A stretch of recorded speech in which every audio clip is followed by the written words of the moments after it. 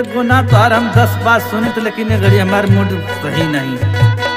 बुरा ना न मानो। बुरा बुरा भला का हम जे घड़ी जिम्मेदारी ना लेते ही। अरे घड़ी हमार माथा बड़ा टेंशन में है, कुल जिंदाबाद मुर्दाबाद कैले हो सन बहुत लामे हटा पजे से मेरे। अब बात सुना हमर, गरमा मत। गरम होने वाली बात ना है, घड़ी हमार माथा ना सही है। तो सुना बात सुना हमर। कहा दिहला डुबाई कुल नौवाए राजा। बहुत बड़ा नाव वाली तू जो रहलू हम जानत छै। सुना कहा दिहला डुबाई कुल नौवाए राजा। दिहला डुबाई कुल नौवाए राजा। हार गईला लड़ी के चुनौवाए राजा। भई सब चला मन टिकावाए राजा। हार गईला लड़ी के चुनौवाए राजा। सुनत हुआ ना? अरे सुनतन बड़ी हम।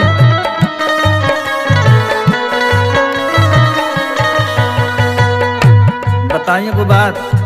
बोला अगर यह हम जीत गल नहीं तो ना तो तुहके हेलीकॉप्टर में घुमाए, तुहके एरोप्लेन के विदेश में सैर कराए, अच्छा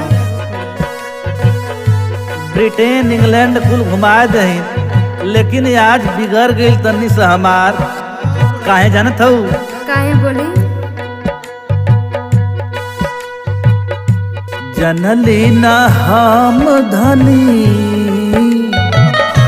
काजी भगवानो बड़ा बुरा वक्त देखौले हुआ। जनली न हम धनी ई गति होई। जनली न हम धनी ई गति होई। अभरी के होकारी संगे रही नहीं कोई।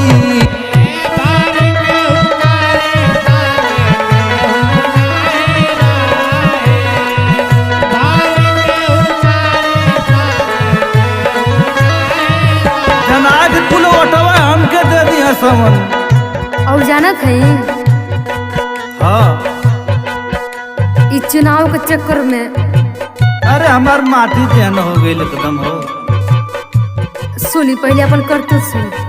अरे हमार कर्तव्य का हमार कर्तव्य तो हमार माइया बाबू देखत रहेगी ना। तू तो नया नया न बाड़ू रही। सुना बात सुना।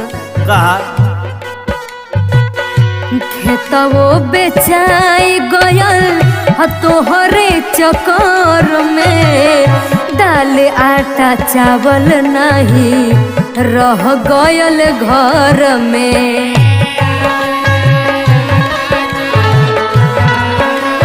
गुंजाइश है हमारे में। कितना जानी घर द्वार छोड़ के लंगोटी लेकर बस खाली लगल लोटिया लंगोटी पटहरा नेतागिरी में। खेतवो बेचाई गयल तोहरे चक्कर में। दाल आटा चावल नहीं रह गयल घर में। और सुना बहुत बड़का नेता हम न हो। लागल तोहरा नहीं कवनो दौवाए राजा। बड़ा धोखा देहना समन। लागल तोहरा नहीं अब की दौवाए राजा। हार गईला लड़ी के चुनौवाए राजा।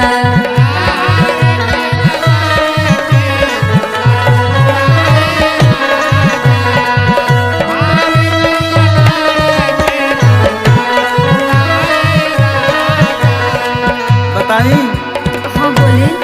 अब वही गलीमत है। अच्छा बस खाली दोनों जनी अगर मिल मिलाए के रह के तब। वो तो है ही बनी। एदा पर हम विधायकी हारल है, लेकिन तू अब एदा पर जिला पंचायती सदस्य का फार्म भर दा। अच्छा अगर वो आएगी तो 25, 30, 50 लाख का आदमी होए के पहले। अच्छा फिर ओकरे बाद आगे करी हम बनावे तैयार है। लेकिन एगो बात है सुन, तू जान तू का हाँ सुनाई। ऐसन लगत रहे होई भारी जीत हो। बाकी पलट गइले सब हित मित हो। कुल पलट गइले सारे। हाँ तो इहे न होला।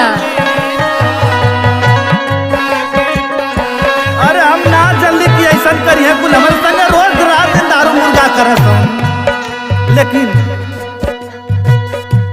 ऐसन लागत रहे होई भारी जीत हो।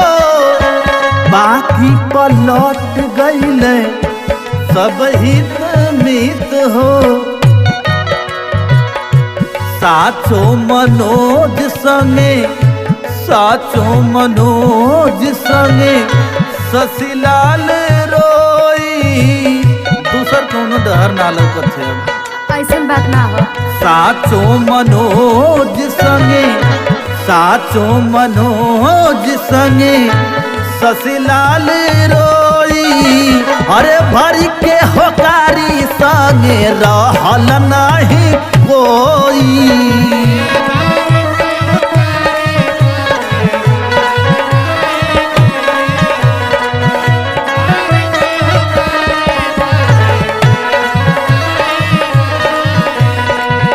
दिहला डुबाई कुल नौवाए राजा, हार गइला बाकी चुनौवाए राजा।